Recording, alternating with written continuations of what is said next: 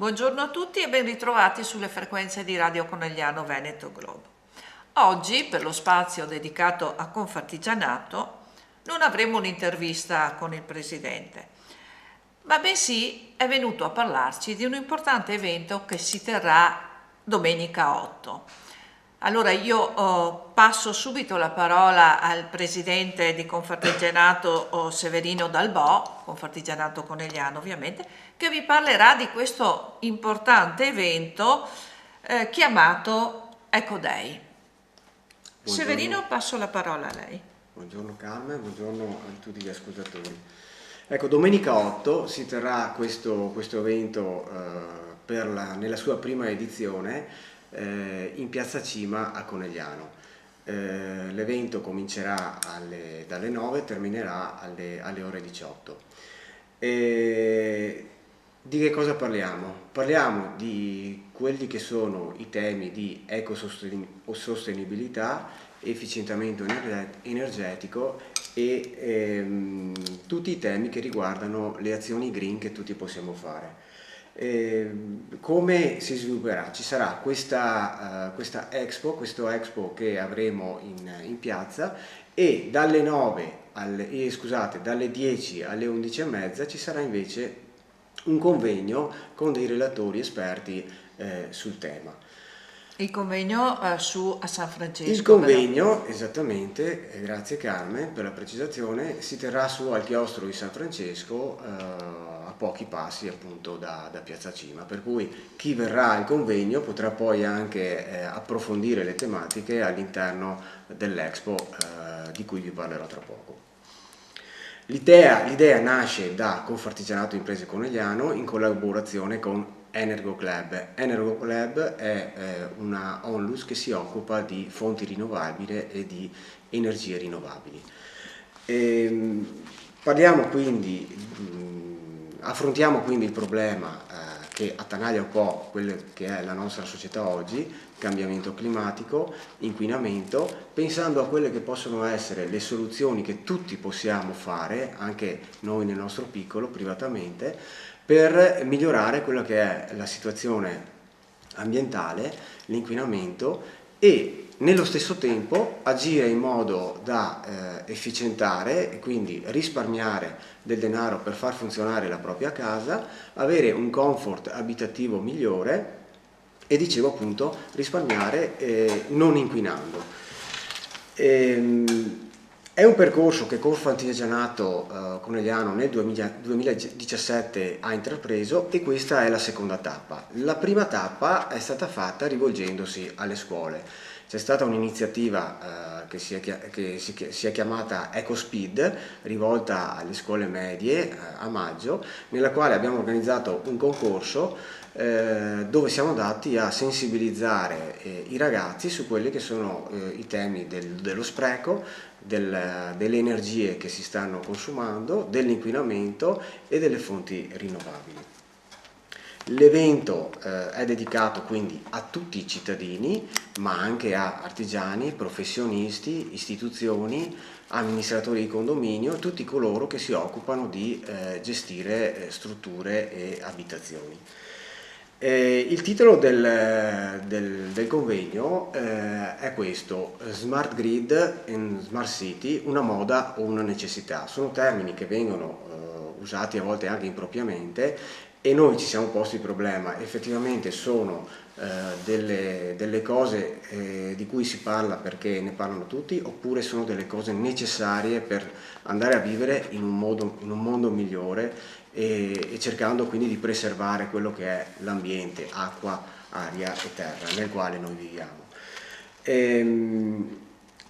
In questo convegno che verrà presentato e moderato dall'architetto Rossetti, che è un docente dello IUAB di Venezia, che si occupa di comfort abitativi e efficientamento energetico, ci sarà poi l'intervento di tutti quelli che saranno gli espositori di questo Expo.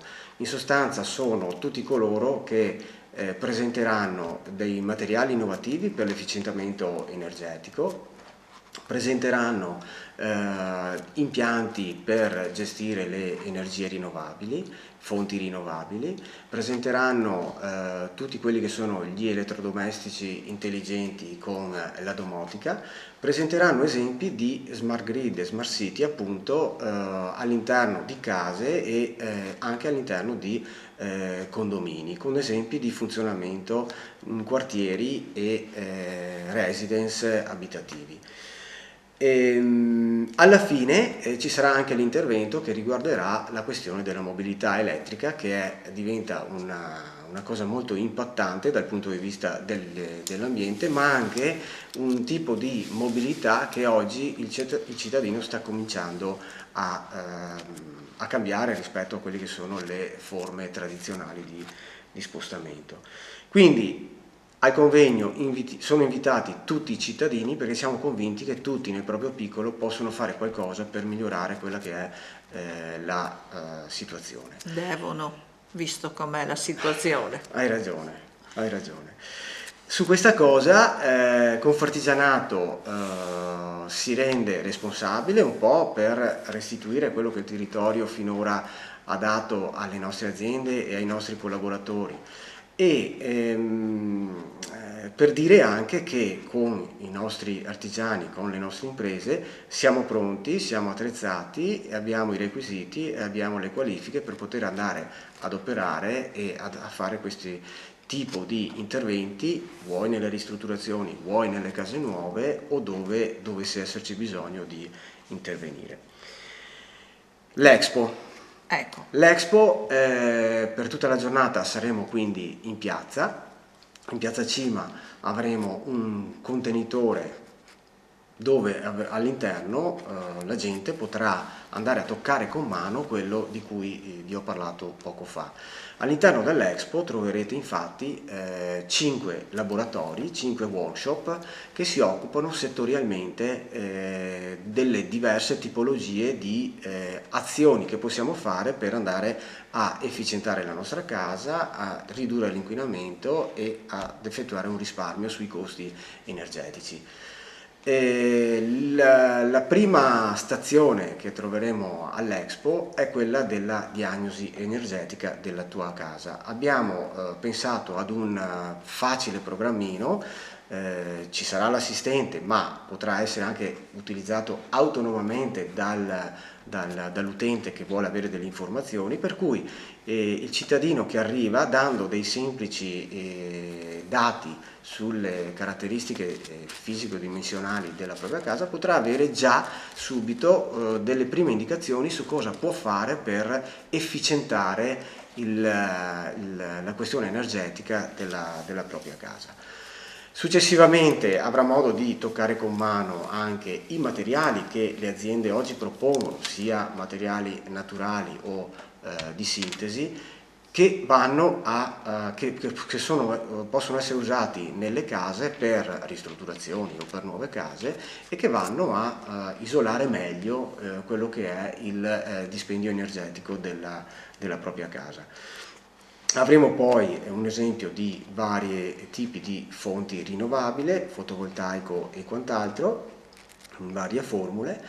Ci sarà poi un esempio di come gli elettrodomestici intelligenti vengono collegati e azionati all'interno della casa, un esempio di smart grid e quindi di come i flussi di energia possono essere gestiti intelligentemente all'interno della casa, ma anche tra casa e rete elettrica.